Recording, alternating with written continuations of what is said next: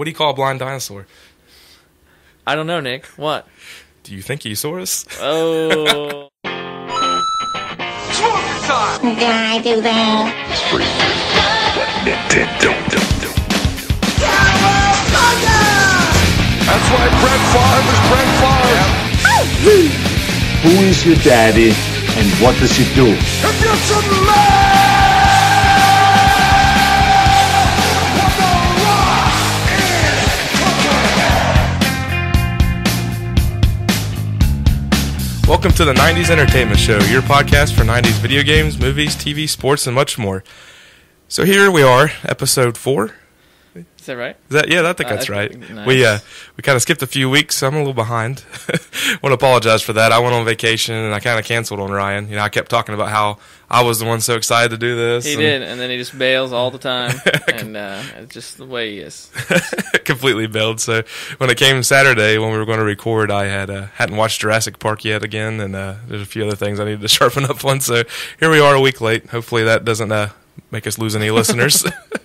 We just want to thank everyone who has listened. I checked the stats this morning. We have over 200 downloads total. So 200. That's pretty good for a couple hack guys who never did a podcast before. So especially a guy like me who doesn't talk very much in front of people. And You're seeming to get more comfortable with it, so I think you'll be all right. I'm trying to. So for those of you who haven't heard this before, I just want to go over the format of the show again. Each episode will be a year from the 90s, 1990 to 1999, so we'll cover the entertainment topics from that year that we pick, and when we get to 99, we'll start over at 1990.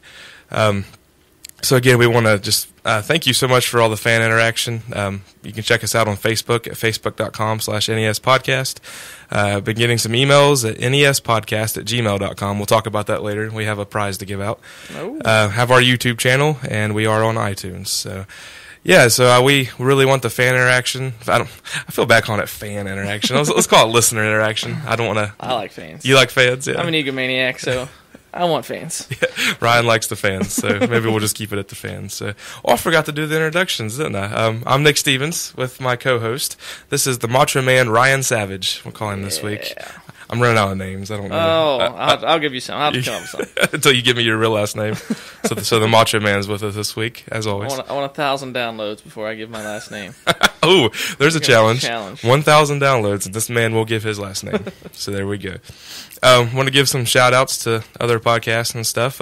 Rob and Landon at the Retro Junkie Super Show, facebook.com/Retro Gaming Junkies. Those guys just got 2,000 likes on their Facebook page, and they're doing a contest now trying to find someone to give something nice to. So, nice. Yeah, jump on that, like them, and if you don't already, a lot of our listeners came right over from that podcast. So you guys are probably already know what I'm talking about. I want to thank everybody at Factory Sealed.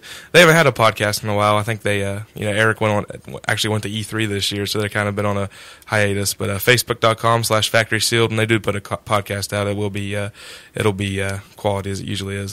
This is a new one.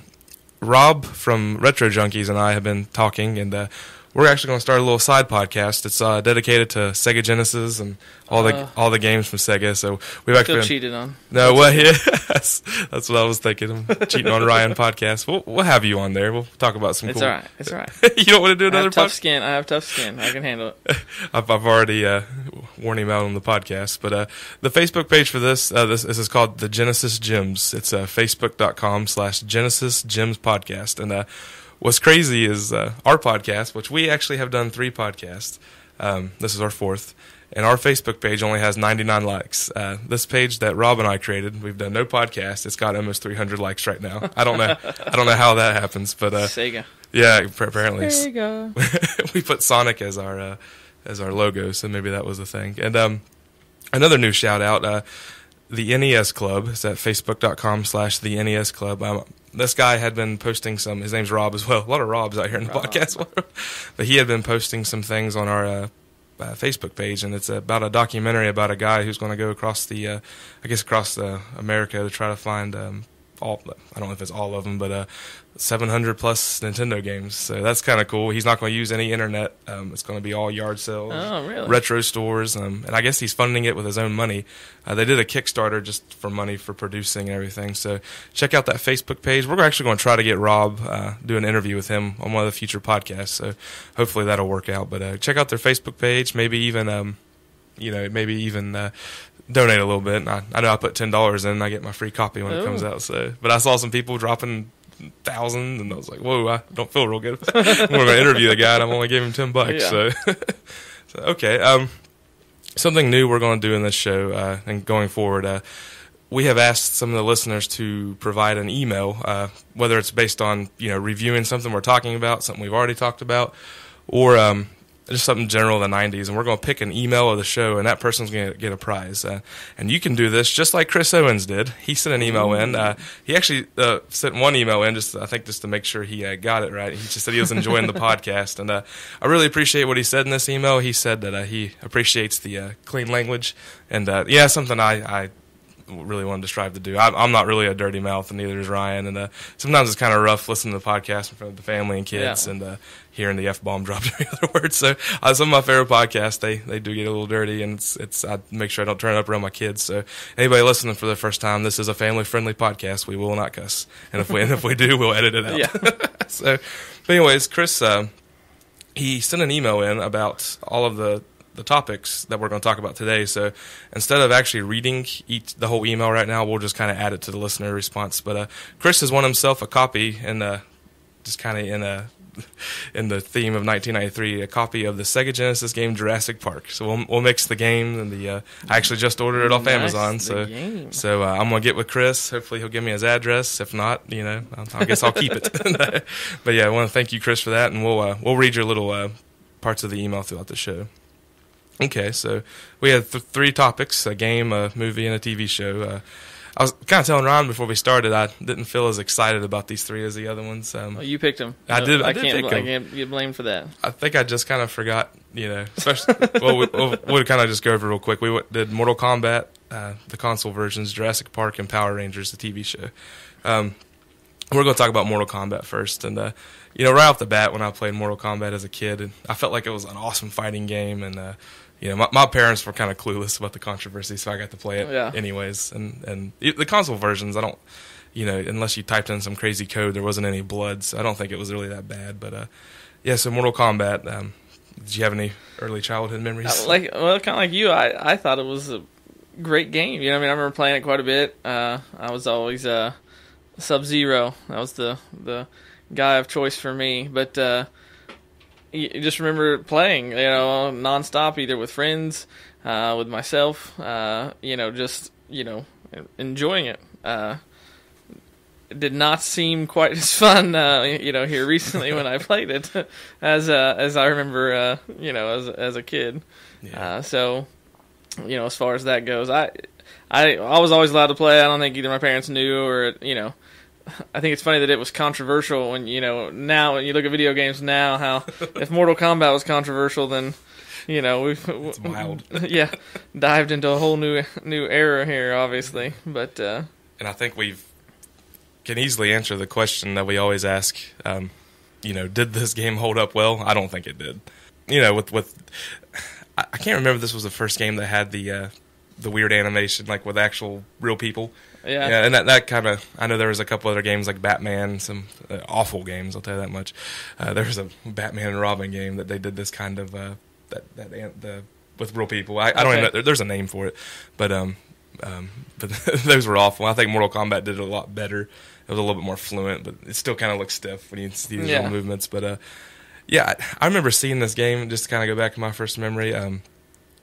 We didn't have an arcade around here. I don't think you guys did either. No. So, the county fair was always our one chance. A week-long arcade for us. Yeah, I'd ride the rides and play the little carnival games, but the arcade is where I hung out all the time, playing The Simpsons and Turtles. That was great. But I remember when Mortal Kombat first showed up, there was a huge line. It actually stretched outside the arcade. And, of course, my parents just kind of let me run around. And what was this, 93, I would have been, third grade, so I was pretty young. And the arcade version did have blood, but there wasn't any restrictions to play the game, so it looked so cool. Oh, yeah, going there, and it was kind of dark, and you had that big dragon with the Mortal Kombat logo, and I was just gonna say, I will say, like the arcade, like that part of the game, I think probably was better, competitively speaking. Like when you were, fighting against someone, or there was that challenge extended by the actual person there beside you, waiting with the quarter. Right. Like so I think that aspect of it definitely added to the game, and can you keep going and stay there? I mean, that was sort of how I remember it, mostly just at friends' houses and things like that. I don't know if it was ever destined to be a game that held up, through the ages, as far as playing alone in your house, working your way up through the levels. I guess that's where I was kind of like, this is kind of lame when I was playing it. Like, I was like, no, I had Nick been sitting there beside of me and I dominated him, then I'm sure I would have probably raised up a level of interest, but. Yeah, and the franchise held up at least. I mean, they're still making Mortal Kombat games today. They've crossed over with the DC comics, and it's definitely held up today. The franchise has. There's been movies, toys, and cartoons. There's all kinds of stuff. I actually liked the movie that came out a few years later. It wasn't a bad movie. I enjoyed the movie. Yeah, a lot of people kind of trashed that movie, but I think most out of all the video game movies that came out in the 90s and early 2000s, it's probably the best. Yes, it could have been worse. A lot better than Street Fighter was. So. Yeah, but that kind of goes over the memories. Did you have this you grew up with a Sega? Did you have it on the Genesis? I did not have it on Sega. I think I actually owned it on PlayStation. Oh, yeah, there were so many compilations. At some point. Yeah. I'm pretty sure. Yeah, I didn't own it, but my cousin had the Super Nintendo version, so we played that all the time. And I know both console versions didn't have the blood right off the bat, and I'm not real familiar with the Genesis version, but I guess there was some crazy code. I think someone on our Facebook could say it right off the top of their head to get the blood in there. So wow. I went back for the sake of the podcast and played the Genesis version and the Super Nintendo version, and just for control's sake, I like the Super Nintendo a lot better because it had the 4 buttons. Right. Like your Super Nintendo kind of innovated the way controllers layouts are today. It has like the kind of the diamond grid where the buttons are, and so it's a little easier to play that today. With the Sega, there was only the 3 buttons, and it I don't know, like one of the punches didn't work the same because on the Super Nintendo, your 2 buttons. Think about a PlayStation controller, it'd be like a square and an X for like your 2 punch buttons, and then the triangle and the circle were your kick buttons. And with Sega, you couldn't really right. You had to, I don't know, however that worked. I don't even know how it worked. I think it hit like up and diagonal. I don't know. I might be getting that wrong, but it was a little rough. So I played both, and it was kind of hard to keep my attention just because, like you said, it was. I love fighting games, and the fighting games today are just crazy combos, and you can't really even button mash in Mortal Kombat. I found myself using cheap ways to victory. Well, you just use the same thing over and over, because those kind of games, I definitely was a button masher. Like I remember going to the arcade, and playing. Mortal Kombat and just mashing buttons. Like, these other guys are like going up, left, up, and I'm just like, and it's like, so they, that's my tactic or I get one move that I just do and I just keep doing it over and over and over, and then everybody hates me. They're like, stop that. And I'm just like, so what? I was that way with a low spin kick. It would just trip a guy. It's effective. It's very effective. It was just like, for 2 straight minutes of the match. Or you get Scorpion and you just keep throwing that spear. Like, get over here. I think you said Sub-Zero. I was talking, I think earlier we were talking, I said, it seemed like one of the versions you could, if you got the uppercut just right, you could time it and basically just keep them in the air, keep it going, and like uppercut all the way across the screen. They couldn't do anything to defend it. It's like people get so mad, and I was like, I will say the uppercut in that game is still awesome. The uppercut was ridiculous, and that's why I feel like most of the characters were pretty balanced in terms of skills because they all kind of fought the same way. Besides their special attacks, and everyone had an awesome uppercut. And I couldn't remember any of the fatalities, so when I got on that level with kind of like the bridge where the spikes are down at the bottom, when you hit the uppercut, it actually threw him into the spikes. So that's kind of like my cheap version of a fatality. pulled a fatality off last Ooh. night playing it on it was Sub-Zero, and apparently he rips the person's head off with their spine attached and just hangs it. And I'm like, oh, okay. So did you remember that, or did you look it up? I had to look it up. Oh. I wish I'd remembered it. Man, if you remembered that, that'd been awesome. But I did not. And so I slightly remembered Scorpion's because he had the coolest fatality on the console versions because it still kind of showed what he did. He would take his mask off and he was just like there's a skeleton and then blow fire all over him. Because all the other fatalities on the console versions, like it would look like, I think it's Kano that rips the guy's heart out, and he would he would just stick his hand in the thing and it'd just pull out nothing, and there's no blood. So Scorpion always had the coolest fatalities because it would show something. But I couldn't remember. Well, definitely fatality was the remembering factor of that, though. Like, I mean, I'm sure if you ask most people from that generation about Mortal Kombat, the first thing they'll think is fatality. And I mean, that's just finish him, finish him. Then you're trying to get the right combo as it goes, and to finish him, and then usually you don't, and you're all disappointed because you're just like, pushed him and he fell over, and so. But I noticed that when you try to uppercut someone away from that level, I don't know if it's an uppercut or a low spin kick, they would get back up and keep staggering, like just hurry up and finish me. I know. I felt like the finishing, some of them were kind of hard with the button combinations. Yeah, I thought it was, and they didn't always work. Even if you felt like you did it right, it's like it was a little sketchy, I thought, at times. Yeah. And I'm impressed you went out and looked up the fatality. That's awesome. Listen, I didn't even do that. And of course I did. Got to perform one of those if you're going to talk about it before. Yeah. So I wrote down favorite character. You said it was Sub-Zero. Sub-Zero.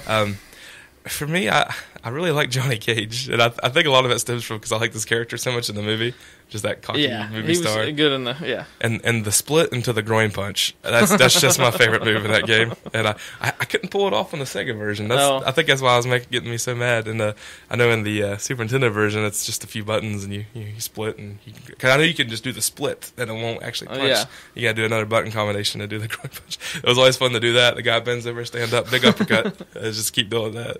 But I liked him, but I think I played the best with Scorpion just because I could beat people cheap, right, in a cheap way. So I wrote down controls. I already went over that. I mean, it was pretty straightforward for you. Yeah, it wasn't. I mean, I don't. And you downloaded it on the PlayStation? Yeah, I downloaded the pack off the PlayStation. So, how about that? I was probably more of the arcade port. I think so. Had the blood. Okay. The story, I don't know if you researched much of the story. I didn't really. I mean, the only part of the story I know would be what the movie told me. And so, well, and that's kind of accurate. You don't. It's so funny because when I popped in the Sega version, it actually threw like a scrolling text story, and the Super Nintendo just kind of It kind of jumped into it. But yeah, it's kind of like the movie. There's the outer world, and it's a tournament of champions or whatever, blah blah blah blah. So I'm not even going to get into that because it kind of I get confused between the movie and the games. And if you keep playing the games throughout the series, people die and they come back. And nice. People from the past, and it's crazy. I couldn't keep up with the story. I know they even rebooted. There's a Mortal Kombat game out for the current gens. It's just Mortal Kombat. I haven't played it, but I believe it's just the original story, just redone with the new graphics. And there's a new team that they do all the new Mortal Kombat games. They do a lot of the DC fighting games now, and it's pretty cool fighting system. Talking about this now and playing these, I kind of want to get into those again. Yeah. But between all the other games I'm playing, I don't know if I have time. So, and I go back to graphics. I mean, did you think it? I mean, at the time, when I was in it, the graphics obviously were like, this is awesome. These are great. But like looking back now, it's like, not so great. So I don't really know what I expect, out of a game from 1993 graphic wise. Yeah, I feel like it was real ambitious at the time. Yeah, with the just with that real live motion captured, I guess that's what you call it. But you could definitely see where it would kind of not stall, but nothing was real fluid. Right. I mean, right. It was a little jumpy. It was a real like jittery things. But I kind of, like I said, there's a lot of games that had that type of animation and graphics to it, and it was very. I know Sega CD stuff had it, and it was very, very innovative, but I'm kind of glad they got away from that. Yeah. They did it fast, which is funny because I just recently bought a PlayStation, just like a PlayStation 1. It'll be nice for the 95 show, but it took them a long time to get 3D right. Because I got some old basketball game with it just to make sure it worked, and it just does not look good. So the evolution of graphics and even 3D stuff has just come a long way. music, I really didn't really have much to say about music. It was What? Yeah, I know. It was just kind of the cool thing about Mortal Kombat is they kind of left it kind of quiet at times. Yeah, it kind of gave it this kind of cool, creepy feel to it. I don't even know if I remember there being music on the thing, so that tells you how much I pay attention to the music of a game.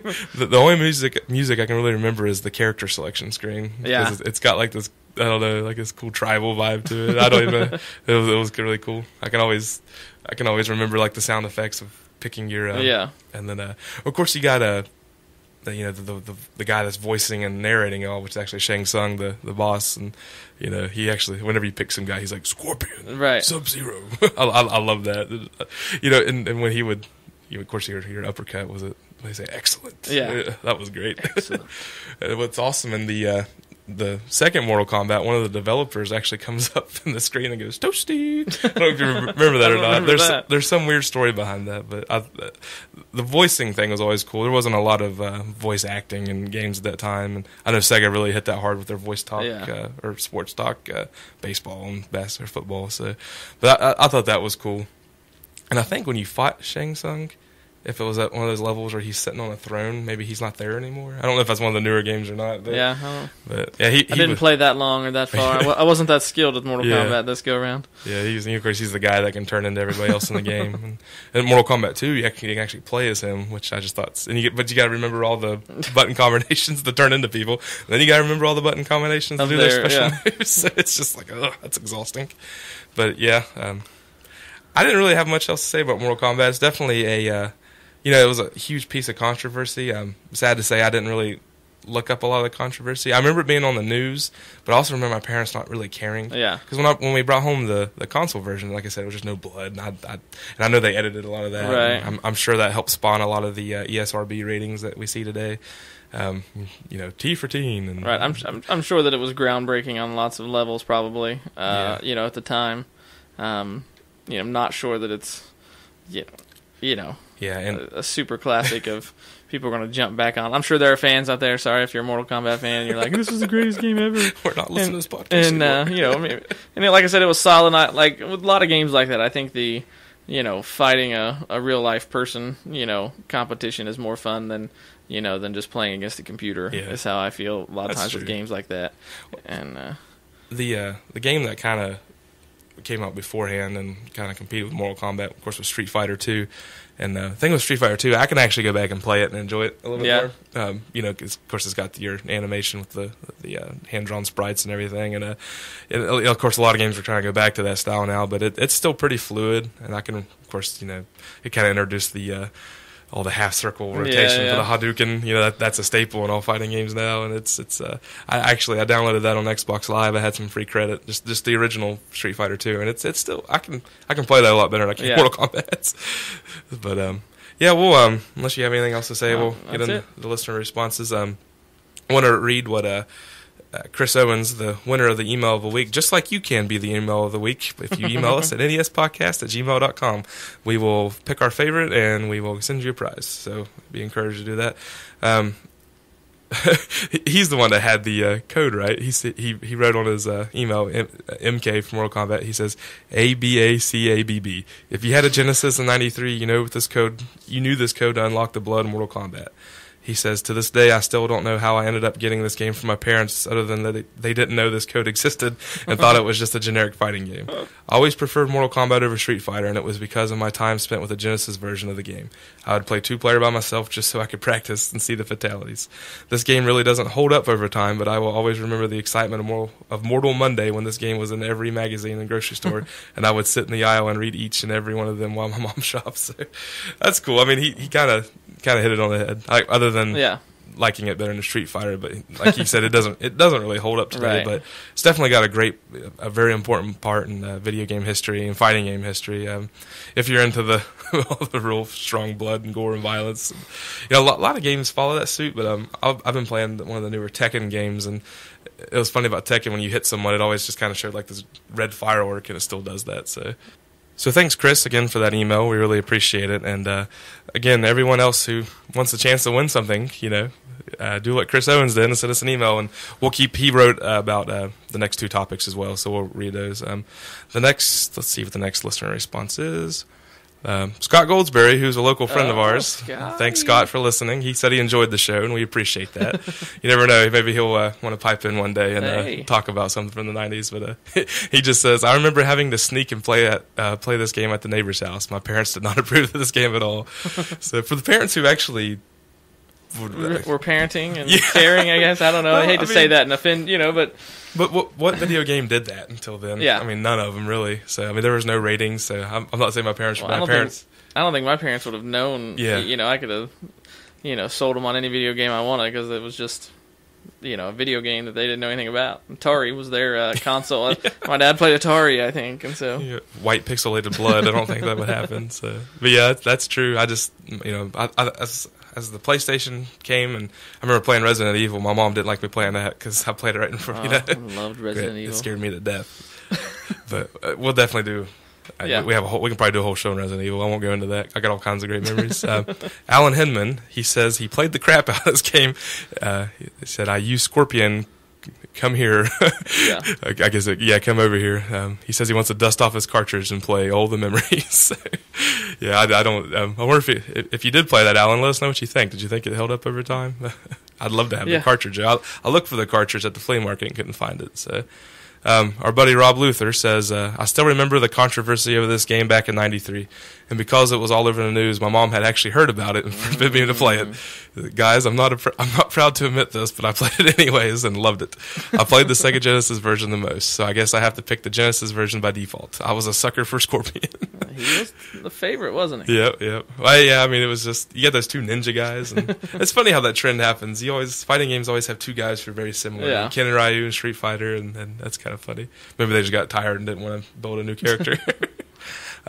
Mario Molina says Kano, which I'm guessing he's referring to who's his favorite character. Kano was kind of cool. Had that silver thing on the side of his face. But he said arcade was my favorite. SNES had better graphics, but Genesis kept it arcade, and the sound was better.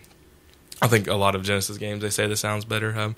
There's maybe we'll get into it in a later episode, but all these different chipsets and stuff. I guess the Genesis had better music and better sound. So, well, good. Though I just want to thank everyone for commenting on that. And with that, unless you have something else to say, I'm going to wrap Mortal Kombat up. Yep, I'm good. Awesome. So, our next topic is Jurassic Park, the movie from '93. Ryan's probably going to be the better one to talk to about this because I remember the movie, and like I said in the last episode, I remember the guy on the toilet, and that still made me laugh. But it was funny watching it again. There's so much I don't remember. I didn't remember Samuel L. Jackson being in it, and I always remember Jeff Goldblum because I love that guy. Right, that's a great character. Yeah. I mean, he definitely is probably the best character out of the whole movie. Yeah, but if you don't care, do you want to drive this? That's fine. Give me your memories, and I'll No, I don't know if I overly remember. I don't even remember the first time I saw it. I'm probably not when it came out. I would have been. I'd have been 12. I guess it was possible. We just didn't do movie trips frequently as a family, like so to go watch it in the movie theater. But I do remember it, in that era. It was scary. I thought when I first time I watched it, and kind of of course it was huge on the scale of animatronics and probably CGI, some stuff, whatever they did at that time. I don't really know all the the technical terms. It did look good. And so, I mean, it was just massive. And so my favorite, like even when it opens up, I don't know if I remember how it opened up until I watched it again just recently. And then, and my wife even said, she's like, I don't remember this part at all, and then they're loading the Velociraptor and they're shocking it, and then the guy's just holding his hand and he's going, shoot her, and the guy's hand just slips away, and the thing is it was scary, and obviously it was dinosaurs and but it what every kid there wanted. Really wasn't massive graphic violence and blood as much as there could have been, I guess. They really did, I think, try to keep it, fairly. I don't want to say family friendly necessarily, but I mean it was.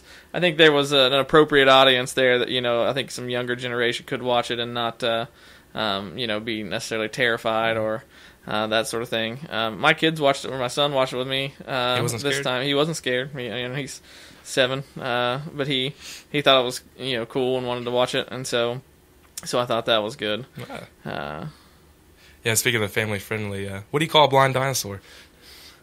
I don't know, Nick. What? Do you think you saw us? Oh, that is in the movie. It was in the movie. And, I love that and part. so I actually like his character, the little boy. I don't know what his name was in the movie, but he's the one that said the joke, right? Yeah. And I thought he was real funny because he was kind of a nerdy little kid and a little smart aleck with some of the intellectual people that came to visit the island because he knew so much, and he was just like being a little smart aleck. He's like, "Do you think that's right?" Just kind of putting them in their place a couple times. They even asked him a couple questions a few times, like, "What's this dinosaur eating? Is he a carnivore? Yeah. Is he a whatever the other word is for the plant eaters?" And that's cool. And so, and did you know that little boy was in his actor? I can't remember the name. Was in the Facebook movie, The Social Network. Oh, really? Yeah, I've never seen the Facebook movie. Well, I've only watched it once, and I can't remember who he was, but he was in the top. Like when you go to IMDb, he was in like the first 5 actors. So I have to go watch that again. I can't remember the kid's name. Yeah. And so as far as we were talking about actors here, like I said, Jeff Goldblum, I think definitely was the.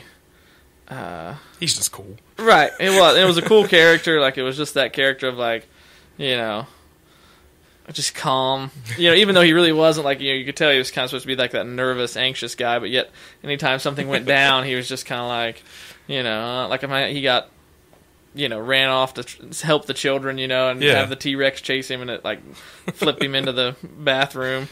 And I think that's when the guy got eaten off the toilet. Yeah, the lawyer guy. Yeah. And it looked like his pants were down. I was like, wait a minute. That's what I thought, too. And I was like, is he using the bathroom right now? But he had his shorts on. Yeah. I was like, I thought he went in there to hide. That's the same thing I thought, too. And I was like, okay. That's what I looked over at my wife. I said, surely not. But yeah, he had like a pair of shorts on with like a dress jacket. Which, yeah. we're not going to talk 90s fashion, but I just thought that was weird looking. And then Newman from Jerry Seinfeld. Yeah. I don't know his name. Yeah, I had no clue he was in that movie. So his character was cool. Yeah. It was just kind of geeky and kind of spastic, and yeah, of course he gets what he deserves there. Right. He was the bad guy. But I wrote down one scene that I loved of his is when in the beginning of the movie where the guy was showing him that shaving cream can and how to put the embryos. It's a can of Barbasol, and he actually sprayed some of that on someone's pie. Like, oh, that'd be nasty. Barbasol pie. Is that how you say that, Barbasol? That's how I would say it. Okay. I'm not going to repeat it just in case it's wrong. I'll be like, oh, Nick's the one that said it. Well, I'm from West Virginia, so I have that. Yeah. What other actors did you... Samuel, of course. Right. Jackson. Other than that, there really wasn't... High profile. No. Nobody super high profile. So as far as acting goes, that's what's kind of cool about it is there's not like Samuel's character was very minimal, really. Like he wasn't even. He plays an awesome guy. Now I don't remember their names. I should have looked all that up, but I think his name's Alan on Jurassic Park. And then he was the paleontologist, I think. Yeah. They've all been in things, him and the lady there. But it's like, couldn't tell you what they've been in. I should have looked that up, but I don't know. And not watching it a lot, I had a hard time remembering the characters' names. Yeah. I think that's, like I said, I watched it when I was a kid. I didn't really have much of a desire to watch it again. But as I watched it, I kept thinking, wait, who's that guy? What's his name? Yeah. What's he? Yeah. I kind of put together like what they did. And who they were with more, I would say, right. Samuel L. Jackson's character, who's like the security guy or whatever. And, smoking the cigarette. Newman from Seinfeld. Jeff Goldblum, of course. And, I think it holds up as far as movie goes. And it's still, it's amazing to me to think that this movie is 20 years old. And it looks good. It does. Like the dinosaurs are.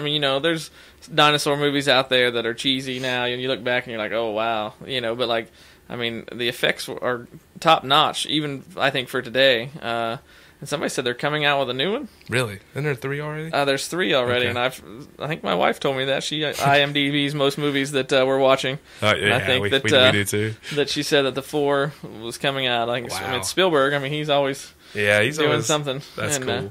I actually like the 3rd one. A lot of people didn't like that one. Oh, really? See, that's the one I don't... Yeah. I don't remember it as well. The second one had Jeff Goldblum's character. Yeah. And so that was... I thought that one was kind of... And it was this whole... almost like an animal hunt is what it was, almost. Yeah. And so I thought that one was probably better than 3. And I don't remember much about 3. I probably like 3. This is kind of funny. It's not 90s memories, but when my wife and I first started dating... I didn't have a car. I didn't have a license. And I think she came and got me and drove me over to her house. And like me and her family watched the third one. And so I was trying to, it was probably just one of those memory things. I was trying to, play my suave game. Did you yawn and put your arm around her? I mean, is that or was she scared and you like held her tight? Is that what it was? I was so. Or were you scared and she held you tight? That's probably what happened. I was such a stud. I mean, I didn't have to worry about that. That's true. That's true.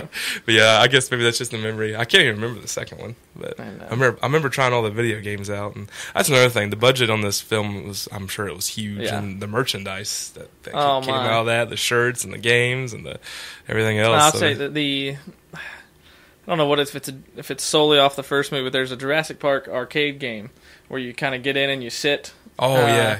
And you have still have those. You have the guns. Yes, my wife loves those. Really? Which is crazy because my wife is not a video gamer at all. But and she gets all intense and jumps because the things are jumping out of the screen. Everything's just coming so fast, and you're just shooting and shooting and shooting. That's awesome. And that is, I have no idea why, but that's one of her favorite. We go anywhere, and if we're at an arcade, she's like, "Do they have a game like that? Or do they have the Jurassic Park game?" She's just like, that's the one she wants to play, which is crazy. It's like the what they call it, railgun shooters, where it kind of takes you around. You're just sitting in the. She doesn't like any shooters where you're all the other ones like a Time Crisis or standing up. You got to be sitting in the thing. I think she kind of blocks out everything else, and she feels like that it's actually happening to her or something. I don't know. That's good though. But she really likes those. That's cool. And there's a lot going on in Time Crisis. And so I understand that. Yeah. The concept of the movie is neat. Just the fact that they're trying to build this big theme park and make all that money off of it, and there's almost like an underlining moral theme. I can't remember all the conversations, but they were talking about you can do it, but should you do it? Did you think about it? Goldblum asked that question, and it's funny. I mean, if they actually, if all that really worked in reality, do you think they would actually try to do that and try to bring these giant dinosaurs back? And it's kind of far fetched, and I'm no science or any kind of a expert, but hearing how they brought the dinosaurs back it made sense to me. And that's the thing. It makes sense. You listen to the little when he's promoting the park there for all these people coming, and they have this little tutorial he goes through. It's kind of you're why can't we do that? You know what I mean? It's almost, when they do it, it almost makes you feel like there should be dinosaurs. We should be able to create a dinosaur somehow clone it. And it makes me wonder, I should have looked it up.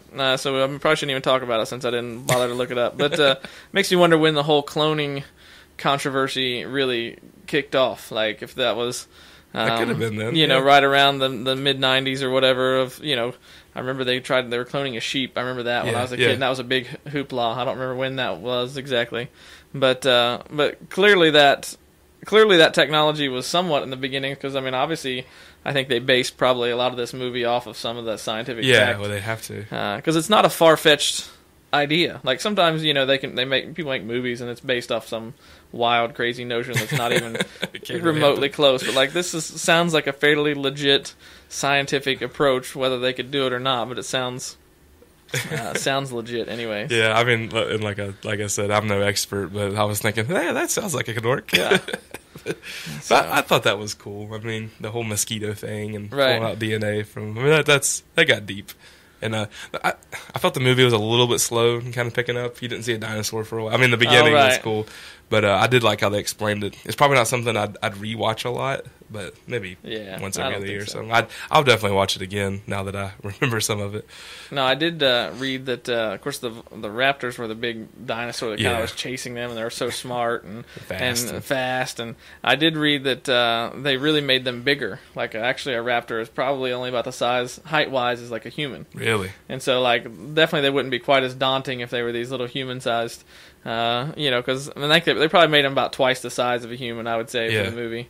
But I read that they think that most of them, and maybe that's something they discovered later. I don't know. It's been 20 years, I guess. But they said that a raptor is about the same height as a human, and so because those were definitely the annoying animals. You had the T-Rex. The T-Rex always gives that warning. That was the trademark, I think, that I remember from the Jurassic Park, is the cup where the water is sitting, and then you just see.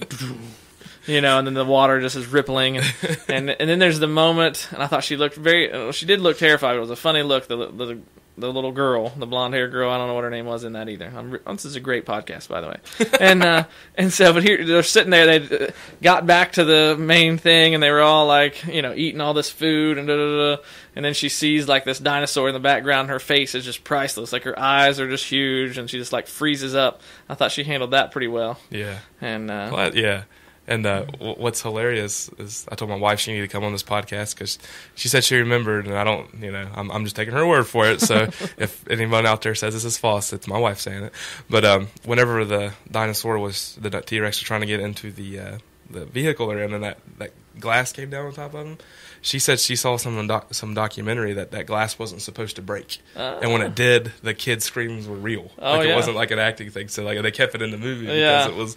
I thought that was kind of cool. I wonder how much that happens in movies, things that go wrong, but they actually work out for the better of the movie. But yeah, I mean, those kids acted pretty well. I mean, anytime you get kids in movies, I'm sure they're going to be annoying at some point, and I've mentioned that before with like The Mummy Returns, and and of course Terminator 2 with John Connor. But that's just natural. So anytime you see a kid in the main roles, it's going to kid got blown off of a 10,000 volt electric fence. That was pretty awesome. Yeah, it was. I mean, not that if it would have really happened, obviously I don't want to see a kid get shocked with 10,000 volts. Was it his ear that was all? Yeah. Am I thinking of the right thing? His ear was all red or something? And like just blows him completely off the fence. He's just like, woof. Yeah.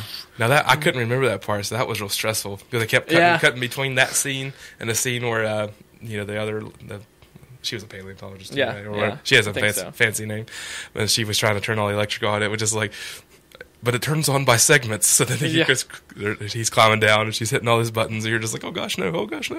Yeah. I really thought he was going to get away. I didn't remember that part, so that was a little stressful for me. And you got to give props to whatever the guy's name is again. I don't remember the name, but he was kind of like in charge of all the animals, and he was like the African wildlife guy that they brought in. Yeah. He was the one from the beginning that was holding that guy's arm that was like, shoot her. But he's out hunting, and he thinks he's hunting the raptor, and then he's he finds out that the other two are like stalking him, and I'm like he goes down like everybody wants to go down if they're gonna meet their end somehow. He's just like he thinks he's eyed up for this shot on this raptor, and then the other two or the other one comes in and just like pops around the corner and is right there on him, and he's just like, clever girl, and that's it. Like like he doesn't like scream or wail or try to run. He's just like, I have been bested. This is it. Like I'm just like, if I'm going to go down, that's why you want to go down. You want to go down cool. So the whole idea that those velociraptors are that smart was kind of neat. Yeah, I mean, who knows if they really were? Can open door handles. Yeah, that was crazy how they would learn. And of course, I thought when they would drop, was it the velociraptors they were dropping? Velociraptors, where they were dropping that bull or the cow. The cow, yeah. I would think if they're that smart, they would try to get up on that little harness when it came back up to get their way out. It's like the whole, if the dolphins are so smart, why do they keep getting caught in the tooth? That's awful. I'm sorry. I shouldn't have said that. But anyways, I thought that was this podcast loves dolphins. Yes, we do. Not, there were no animals harmed in the making of this podcast. That's right. So maybe I'll go back and cut that out. Maybe I won't. I love dolphins. So. But that's all I had. I mean, I enjoy the movie a lot. I think it holds up. It is a little slow. It was a long movie. I mean, I don't remember exactly. It was probably 2.5 hours, I would imagine. Yeah, I think I was right at 2 hours. And and that was before movies. Like now, every movie is 2 to 2.5 hours long. But like then, it was like a movie was an hour and a half, and that's what you expected. And so it was one of the first long movies, which is why probably it was a little slower in the beginning, I think. Yeah. I do remember, sadly enough, feeling sad for. I think it was Mr. Hammond or Dr. Hammond or whatever, the guy that created Jurassic Park at the end, because John. I remember his name was John. There's John. It was his dream and life's work, and he was just wanting he didn't want anyone to get hurt or die. He just wanted to let everyone experience this great. And I remember he made a comment. This is not for just the rich and wealthy to come. He's like, he wants the whole world to experience it. So it's like his heart was in the right place, but he really did create a disastrous situation with his. One of my favorite lines he said. I wrote it down. Maybe he was just overconfident, but when him and the lawyer were talking before they went into the actual park, and the lawyer was saying, if we think this is good, all the funding and I think John said, he said, in 48 hours, I'll be accepting your apology. I'm like, well, that's confidence. You know?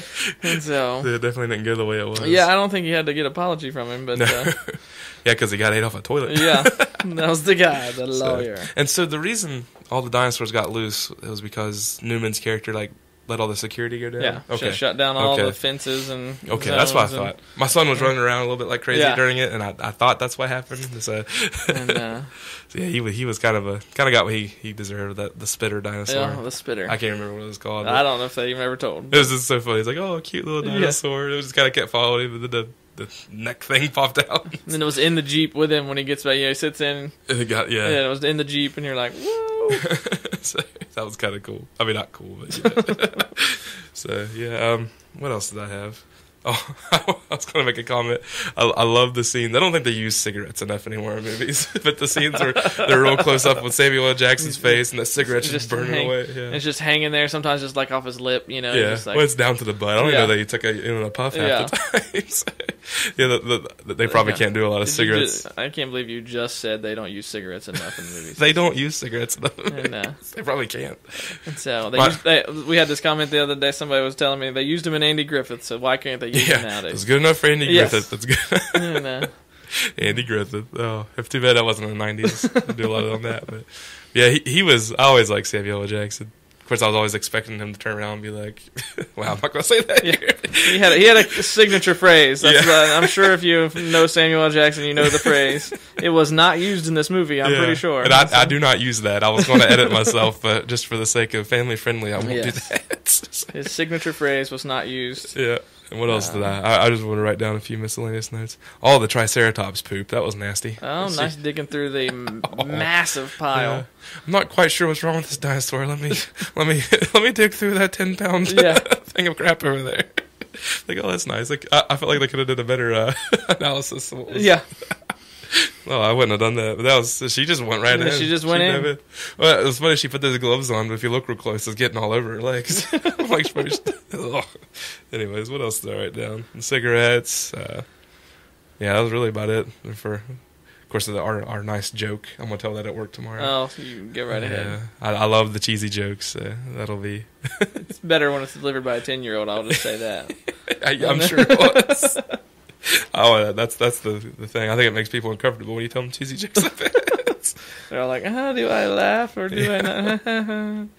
So we got some listener responses on this. We do, one? and we'll read Chris Owen's response. He was the podcast email of the week, just like you can be by emailing us at nespodcast@gmail.com. It was funny because on the Facebook, at the end of all the posts, I'd kind of say that, and I'd comment back, free prize, free prize, free prize.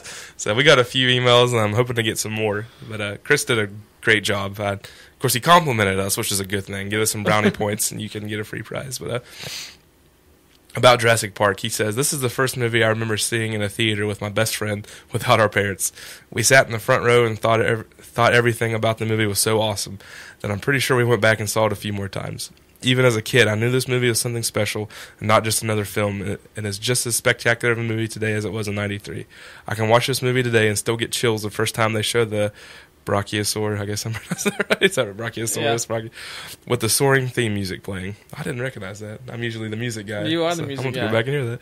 With all the incredible movies that Steven Spielberg has done over the years, I still believe this is the best film he has ever made. Ooh, that's bold. Oh. And one of the best movies of all time. So, awesome email. Yeah, I mean, definitely. My wife did comment on the music. She told me to say that the music was phenomenal, I guess. Oh. I'm not a music guy, but she just said that the score was great and just built very well with the movie and was just kind of on large scale. I mean obviously it's not going to be super memorable unless you are kind of a music person, because it's not like there were any great wonderful songs that were radio played or anything, you know what I mean? But as far as just a movie score goes, she just said it was very good. But I always like that better. I mean, when especially when you can, like Jack said, an actual score with an orchestra. Yeah. Like, I'm a huge Star Wars fan. I can't quite talk about it much.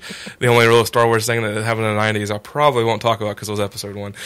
Anyways, but the music was by John Williams, who's done a ton of stuff. And I love, like your wife said, I love the just the orchestra. John Williams actually did Star Wars. He did Superman, E.T., Indiana Jones.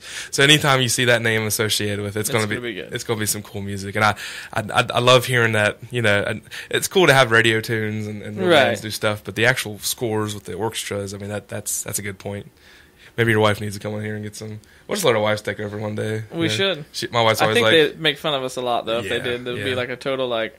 Let's laugh at these nerds on their podcast is what she would do. I still get the look like when I left. I'm like, honey, I'm going to go record a podcast. Yeah. So she's okay. Yeah. It's not going to do They're it. So proud. Yeah, they're so proud. Well, we have fun. That's all that matters. One more listener response from Rob Luther on Facebook. He says, "This is one of my all-time favorite films, hands down. I think the effects from Jurassic Park hold up today. And to think that this was made in '93 along with abominations like Teenage Mutant Ninja Turtles 3 really shows how much quality work was put into Jurassic Park. I always remember the raptors chasing the two kids into the kitchen. Just the fact that they could open doors blew my mind." So definitely. Yes. Yeah, and speaking of Teenage Mutant Ninja Turtles 3, we had a comment, I don't know if it was on email, Facebook, or iTunes. Someone said that they like the fact that we don't come on here and trash everything like a lot of people do. So, that doesn't lead well to the next topic. Yeah, but well, at least one of us likes it. It'll be a healthy debate. And we might not be friends after we leave because I love the Power Rangers so much. But yeah, I was actually thinking about doing some podcasts on some bad stuff, but maybe I won't. You know, if people, maybe throw one in there. There's always, if this continues, I feel there's always room to not trash necessarily, but to discuss. The improvements that could be made, or how a good idea turned not so good. First off, we all have them. This podcast might be one of them. Who knows? You let us know, but you could be the email of the week by letting us know. At nespodcast@gmail.com. There we go. So, but I don't want to just trash things necessarily, but but at the same time, I think it's valid to discuss the good and the bad. Yeah, and so I agree absolutely. Speaking of that. Yeah. If you were done, sorry. Is there any more listener? Yeah, that was actually a great segue into the Nexus. Yes. The Mighty Morphin Power Rangers. And this was the this was the original one. I can't keep up with the new ones. We went through Netflix when we were looking for this, and there was like Dino Force and Zero and all this junk, and I couldn't keep up. But we started watching it on Netflix again, and I was, let's see, 93. So I was in 3rd or 4th grade, and this is right when kids we're kind of getting out of this stuff, and I think that's when I really realized that I was kind of a geek and nerd because I just couldn't let go of this stuff. I tried because I got ridiculed so bad in grade school. I remember I had a and I mentioned this in the last one, I had a Power Rangers folder that I kept in my Trapper Keeper. In my Trapper Keeper, let's just put that out there. And I remember, because I played sports and I did pretty well, and I had a lot of friends in that area of life, and I just got picked on so bad for having that Trapper Keeper, and I just didn't care. I mean, I had the toys, video games. I loved Power Rangers. And, Ryan's over here rolling his eyes, of course. Well, first, let's discuss a little bit of age difference here. Nick is a little younger than I, so at 93, I think I already said I was, 12, probably 13-ish area. And I was 9. 10, and so I was definitely hitting the adolescent stage of I hate life and my parents and just just one of those things where it's like you feel awkward in those teenage years and going into junior high and that sort of thing. So definitely Power Rangers was on a different I think target audience than it was for, I'm pretty sure that we as a group of middle schoolers just tore into people who and had lots of jokes about the Mighty Morphin Power Rangers. It's probably good that we didn't know each other then. We probably wouldn't have been friends. We may not have been. It's possible. And so like I said, to be honest up front before I throw out any negative things, is I have not watched a lot of Power Rangers in my life. So I can't really break this down in many deep levels, other than the fact that I just didn't like it. And I didn't think you caught it this morning, but I was. I'm in a church band, and Ryan's wife's in it too, and we were doing a sound check, and I started playing the theme song to Power Rangers. I looked over. I didn't even catch it. That's how much I know. I didn't even catch it. I couldn't. If you could play it right now, and I would just be like, okay. No. You heard me do the X-Men there, right? I did learn the X-Men theme. And so, nice. Maybe I'll put that on the Facebook page. Maybe I won't. I'm not big on filming myself playing guitar. But yeah. And I kind of put down 3 categories when we ask questions. Were you a true fan, a closet fan, or you hated it. Because I had some friends that would watch Power Rangers with me, play the toys with me, but they would not take up for me at school. They were the closet fans. Kind of guys. And I did not like that. There was one guy, and I mentioned before, lived down the street from me. Like we were about playing X-Men. We had Power Rangers, and he had my back. So we watched the show, played the games, had the toys, and I bet we spent a ton of money because those Power Ranger toys they were like the G.I. Joe size, and they were not cheap. But anyways, getting to the show, the story's outrageous. It's actually kind of realistic, like Jurassic Park. Yes. But anyways, so this alien, I guess, is on a planet. Rita Repulsa. She comes out of a it's a tube thing, I guess. And if you watch the intro, she's like, "Oh, I'm finally free. It's time to conquer Earth." And so this Wizard of Oz type guy named. What was his name? I can't remember his name, but he's got a big face up there.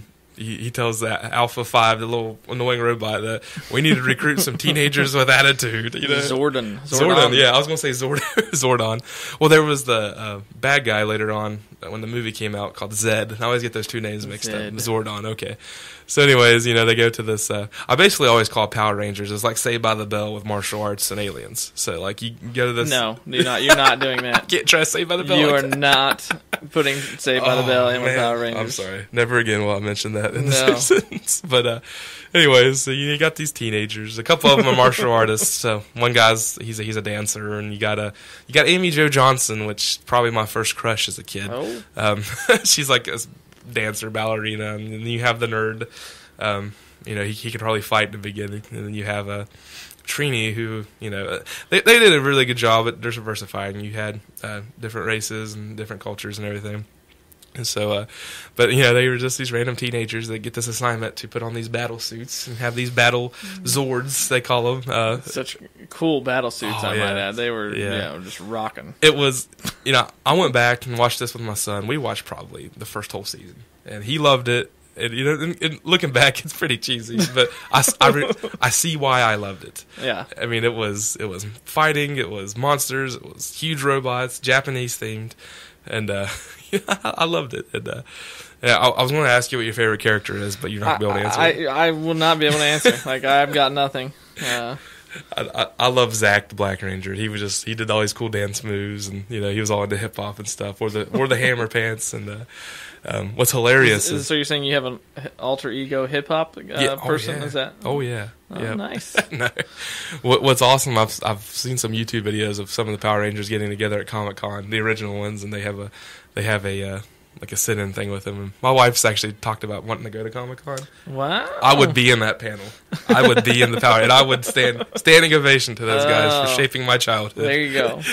But no, I was ate up with the Power Rangers, and I'm sure, and I see why, if you're maybe if you're younger. I honestly think, I mean, to be in fairness, I mean, when you think about it, my kid has seen it, and liked it off Netflix, and you won't watch it too much. And that's the thing. Like, had it started in a different, when I was younger, I think it would have been fine. I think it was just kind of, I was in that awkward, like I said, middle-aged now probably, but the middle school, time where you were trying so hard to be cool, so like to be cool, nothing else could be cool. Does that make sense? Yeah. Like, you're like, I can't admit that that's cool because that's lame. Especially when little kids are right. And so, so that's kind of So as far as their audience, I think it was great for the audience that it was supposed to be. I did just read though that there was controversy, which I thought this was funny. It said. Despite the popularity of the series, it was subject to much controversy because parents thought it was too violent for young children. And I was like, I read that and thought, what? Like, I'm thinking, okay, there was fighting, but I'm like, I don't really, speaking of, when we're talking about Mortal Kombat and the blood and like, here's what, out of all three topics we've had today, I'm like, we had Mortal Kombat, and then we had Jurassic Park, and then we had the Power Rangers, and I'm thinking, Power Rangers was considered violent. I was like, probably not compared to any of the other two things we've talked about at this point, but. That's cool. Well, you know, when I watch these shows, I remember my parents having to have to calm me down because I would put on a headband or something or a helmet, and I'd go around the house acting like I was fighting stuff. And of course, I'd try to hit my brother, and he was huge. Maybe there you go. My brother was 6 years older than me, and he was just my brother's just. So did your brother like Power Rangers? No. Okay. He was probably like. I think that's why I didn't care about the ridicule so much because my brother would make fun of me so much. And my brother, today he's like a 6'5", he's just this intimidating looking guy, and he just would flatten me when I come at him with that stuff. He was a football lineman, just as and I was kind of a pipsqueak growing up, so I'd try to karate kick him, and I would just get flatlined. But yeah, my parents had to have me calm down. Something cool I noticed about the show, and I guess I didn't pick it up when I was a kid, but they always try to incorporate some kind of like life lesson. Like there was one episode where the Pink Rangers, Kimberly's friend, was deaf. Of course, the Pink Ranger. Yeah, well, yeah, I remember the Pink Ranger, but she was deaf, and it turned out to be like the monster of the show was someone who would hypnotize with like a song, not hypnotize, but like a trance. Yeah. But where she couldn't hear. She didn't get it, and she was able to save the day. And it was just kind of cool how they, in every episode, like had some life lesson like that. That was kind of nice, the problem was I didn't pick it up when I was a kid. I didn't remember that. I remember those. They do that just so parents feel like it's okay to watch the show. This is good family educational. Fun. So, that was cool. And then you had the two punk guys, Bulk and Skull. And it was funny because every time they came on screen, they had a special music that played, and they were always getting pies in the face. And the bigger guy would always. That was always kind of funny. They were always trying to stop the Power Rangers goodness. The special effects. It was cheesy. It does not hold up. I got tickled. You wrote special effects, and I was like, was there any? Like I don't know. Yeah. They just put on a Halloween costume and played around. I'm being mean, but that's okay. No. And I did not pick this up till recently, but I feel like they got lazy because the first 10 minutes of the show would be before they were in the suits, but once they got in the suits and got into the battle zords, they reused the scenes all the time. Like every time, like when they were fight the monster, that was a new scene. But whenever, for some odd reason, for the monster to get huge, Rita would have to throw her staff from space, and it hit the ground. And when it hit the ground, it would show the scene of like this hillside kind of collapsing, and it was the same scene every time for 12 episodes straight. And of course, when they morphed and they showed that little, it's morphin' time, and I can, my wife was making fun of me because I can actually, I can do all the dinosaurs in order. Mastodon, pterodactyl, I can do the whole thing. And that was the same scene. And every time they would get into the battle zords, that would show them rolling up, and they're jumping in there and they're doing all this fancy hand stuff when they got inside of it. It was always the same scene, just different voice. I'm like, man, I mean, it probably saved them money where it was on cable TV, but I didn't realize how much that was reused. So, and of course, the big. It looked like plastic toys when they were growing up, and then when the battle zords would fight, you could tell it was just like a real stiff guy in this big suit, and that's when it got like into like this Japanese old style horror movies. Like it reminded me of the old Godzilla movies, and that was awesome when I was a kid. So, but I put special effects down. I probably wasn't really special effects by any means. I mean, there was effects. Yeah, no special, just effects. When they would fight those things called the putties, they made the sound when they kick them like two frying pans together. I never understood that because I'm thinking putties. It's like a soft thing. Yeah, you would think soft. It's like pang pang every time they did them. But I was ate up with the original Power Rangers. Like I said, as they got evolved into all this other junk, I got older, and I think I was trying to get out of that. I was a huge wrestling nerd when I was, and that was that was a little bit cooler than Power Rangers were. So, but music, I love that theme song, the Go Go Power Rangers. Real simple. It's got this cool heavy metal lick. There's this crazy there's all these cool guitar parts, and my son can actually sing it now. I woke up this morning whistling it because I was depressing, and he was Go Go Power Rangers, Daddy. It was awesome. Like yeah, and he's my wife texted me at work last week and said, just want to say thanks a lot for watching Power Rangers in front of our son because he as soon as he woke up he was eating the cereal. He wanted Power Rangers. So. Yeah, so that's cool. But I wrote down merchandise. I talked about that. I had the games, the movies. I love the games. I won't make you play any of the games, Ryan. That's good. Maybe me and Rob will save that for the Genesis Gems podcast. We'll play some of those old. I'll be honest with you, I'm not even sure that I knew that they had games. Yeah, well, I mean, it makes sense that they do, obviously, but well, that company Bandai just completely. I mean, they took that series and got money out of it. Yeah. Bandai made the toys, and Bandai actually made the video games, which, I don't know if you know now, Bandai and the company Namco that makes Tekken, they kind of formed later on. But that was a cash cow for them because I spent a ton of money on that stuff. I know I did. I remember, getting Power Rangers for the Super Nintendo version for Christmas, and that's all I did was Yeah. play that game. And the games were good. I played some recently; they hold up all right. All fighting games, they weren't real. It's actually, they actually tried to make some stuff, and the action figures are cool. I always liked the action figures that did a lot of bending. You could bend the knees, and it was like a big G.I. Joe. Yeah. And so I really enjoyed those. I had all the Zords. And Sadly enough, they don't have those anymore. Really, like you can't find action characters for like that anymore. You spend $10 for an Iron Man that can just bend his legs straight. Yeah. My son loves it, but I'm thinking, I don't know. I could have done so much more of that. Yeah. Because you could buy vehicles and you put them on the motorcycles. Now it's just like they're stiff. That's it. That's what they do. We ought to do some toys. Find some old toys. And that's a good idea. I'll find some of those yard sales on Goodwill. I do. But I don't really have much else to say. I know Ryan. Thank you. I know Ryan doesn't have much to say. I actually need to go to a different Facebook page because what happened was we put Power Rangers. No one else commented on Power Rangers and they all hated. Is that what happened? They did, but they did it on the Retro Junkies website. So what Rob always does from Retro Junkies, which I love, it's gotten us a lot of listeners. Anytime we post something on Facebook, he'll post it on his site. And I noticed, in his post, he said, go on to the NES podcast, hit like, and comment on it. Yeah. But instead of that, they just...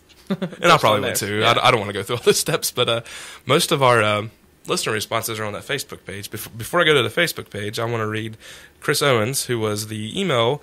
I got to come up with the official name of this. The podcast email of the week winner, just like you can, by email us at nespodcast@gmail.com. I got to get a better line for that. But he says... Mighty Morphin Power Rangers. He said, the first thing I have to say about the Power Rangers is that it really was just a live-action rehash of Voltron. But I never watched Voltron anyways, but Mighty Morphin Power Rangers is the hidden guilty pleasure that I enjoyed as a preteen. Guilty pleasure, closet fan. That's probably like the good term for it right there. Guilty pleasure. That's closet It's like fan. the songs. He said, I would make fun of the show when I was around my friends, but if it was on TV when I was at home, I was watching it. And Daisy Duke might have been the first TV girl that caught my interest, but to my 12-year-old self, the Pink Ranger was worth watching each time the show was on. The show was so over the top, that I imagine it was like watching the '60s Batman show to kids of that era. I'd never admit it in person, but this was a great show to watch as a kid. The '60s Batman, that was a good reference. That is, it's a good comparison. The POW and but yeah, I'm right there with Chris. Pink Ranger all the way, man. And it was funny that Amy Jo Johnson, the actress for the Pink Ranger, she is in, and my wife told me 3 times before we started this, I can't remember. She is in one of those law shows my wife watches. And I remember sitting down, I was playing a game or something, and I looked up, I'm like, hey, it's the Pink Ranger! I got so excited. Oh, that's funny. So I can't remember what it was. Someone will be able to tell us. So, anyways, going to other listeners' responses, on the Retro Junkie site, I hope I don't get some of these names wrong, a fellow by the name of Nathaniel Ogden. I'm sorry if I missed that name. He may not be listening to it, but he says, you don't mess with the kids who grew up on this show. This was about kindergarten or first grade for me, and we would jump off the playground and throw kicks and punches. We were bad dudes in those times. Plus, when we all got to the teenage years, that's when anime and shows like Dragon Ball Z were on. So yeah, don't pick a fight with us, man. So sounded like he was a lot younger than we were, but definitely I remember playing Power Rangers with the younger kids on my playground, which definitely made my dork stats go. But I was not ashamed of my dorkiness. Even still. Yeah, exactly. I still enjoyed this show. Mario Molina says he was neutral. I didn't like it, but I didn't hate it. I didn't look for it on TV when it was on, but I had plenty of friends that did follow it. What I did like about it was that it reminded me of another show I followed and love to this day. This show was called Spectre Man. I've never heard of that. That sounds interesting. Nick DeMarco says, remember the shows that try to capitalize on their phenomenon yet failed in epic fashion? Beetleborgs and VR Troopers. VR Troopers. I remember VR Troopers. I remember. We are VR. Yeah. What else? A lot of these are just... That was really it. What we got on our podcast page? Sorry. If you can hear my clicking. Talking out loud. Yeah, I'm talking out loud as I click through and trying to make it sound like I have something to say here. Where'd it go? There it is. Okay, Rob Luther had... Oh, no. Yeah, Rob Luther had one more to say. He said, hey, guys, I was definitely a closet fan. My buddy Mark and I would watch it every day after school. But any of my other friends, classmates, didn't know that I was a fan, my friend Mark's dad bought him 2 of every single Power Ranger toy that was made from the original lineup. One for Mark to play with and one to keep boxed up. I wonder if his dad still has those. They might actually be worth something nowadays. Of course, I don't know. There's just so many Power Rangers out there now. Yeah, I mean, they really did it's massive. try to make money off of that one. Yeah. He says, I was definitely a green/white Ranger guy growing up simply because he had the Dragon Zord.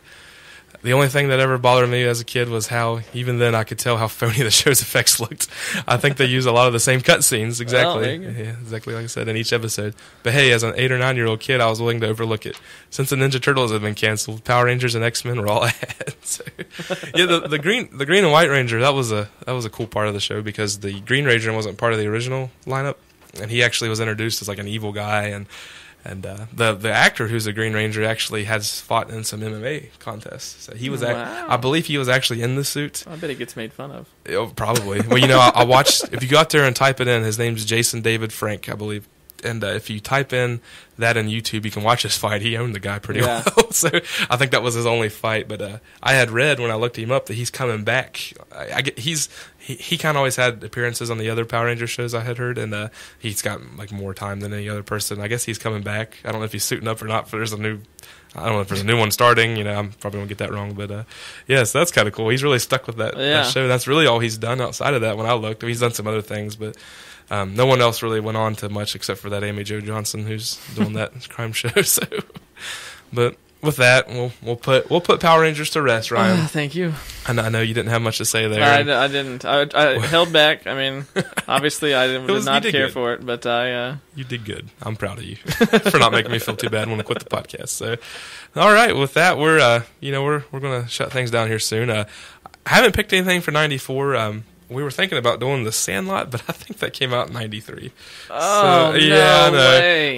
Maybe it came out in theaters '93. Maybe if it was released in VHS. We'll disappointed. We'll get back. Because Sandlot, classic. I can watch that to this day. We were. Really I've been looking forward to that. I've been holding off. Yeah. I watched that with my son because you'd said, "Oh, '94." Yeah. Well, I'm so disappointed. I'll tell you what. If it came out on home, if it came out on home video, we'll just talk about it. Because I didn't watch it in the theater. There's a great movie in '94 that came out there. I didn't watch it in the theater. I bet I watched it in '94, so maybe we'll talk about it. Love that movie.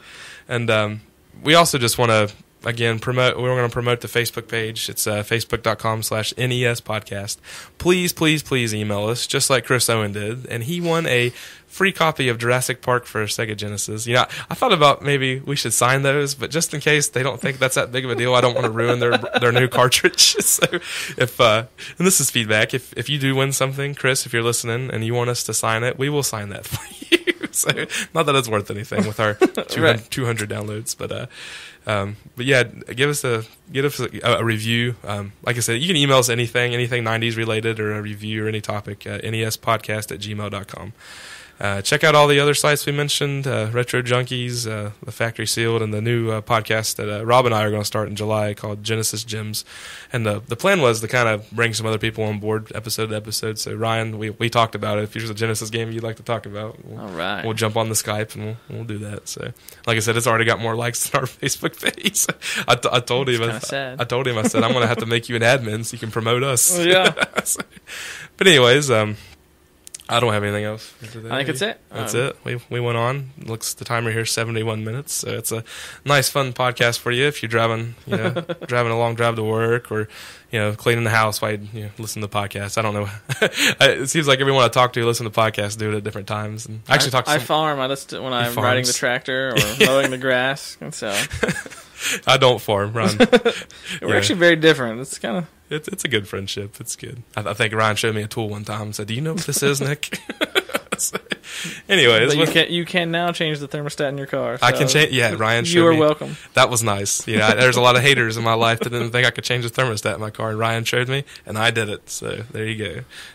I was able to do that. So, anyways, with that, we just want to say thank you as always, and hopefully we won't be waiting 3 weeks before next time. I think that Saturday morning thing will probably be better. We're actually recording in the evening right now, and it's a little harder like we did last time. So I like Saturday morning. Yeah, Saturday morning. Okay. T-ball's over. My son's T-ball is over, so I'll make that helps out. I don't mind making the trip out there to record. So we'll do that. And keeps us honest. But stay tuned on our Facebook page. We'll be announcing what we're going to talk about next time. But until then, have a great time and hope you enjoyed the podcast.